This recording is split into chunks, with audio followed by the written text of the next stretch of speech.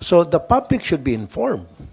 We should know para iwasan na po ng publiko yun. Bili ng bili yung mga mahirap nating kababayan ng sabi nyo nga po hindi pala effective, nasasayang lang yung pera. So yung mga ganong klaseng mga manufacture ng mga generic, dapat maimbestigahan o dapat makasuhan kung sino-shortchange nila yung pagmamanufacture ng mga gamot na ang mga bumibili mahirap.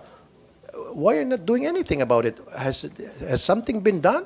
No, this is what you need to do, Mr. Secretary Arbosa.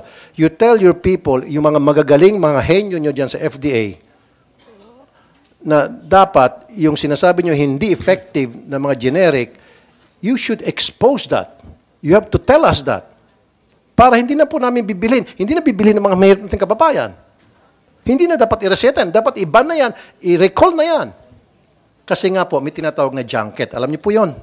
Yung mga doktor, gino-good time ng mga pharmaceutical companies sa mga seminar, sa abroad, schooling, free airfare, business class, hotel accommodation, food, entertainment, etc., etc. And we're talking about the millions of pesos or even dollars. Now, syempre, ito mga pharmaceutical companies, hindi ito manlilibre, mag-good time ng mga doktor nang walang kapalit.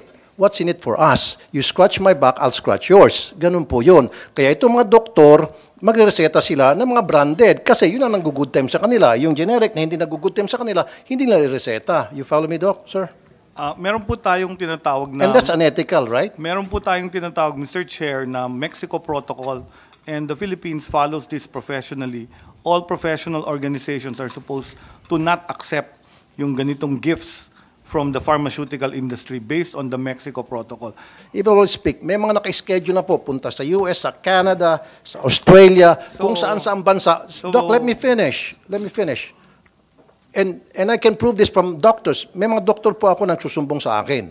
Ito yung mga babait na doktor na hindi sila pumapayag, hindi sila tumatanggap. Even while we speak, may mga naka-schedule na po. As far as December na.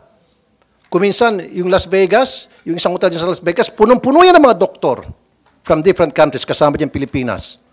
Libre po yung airfare, libre po yung hotel accommodation, libre yung registration, libre pa pati pansugal sa casino.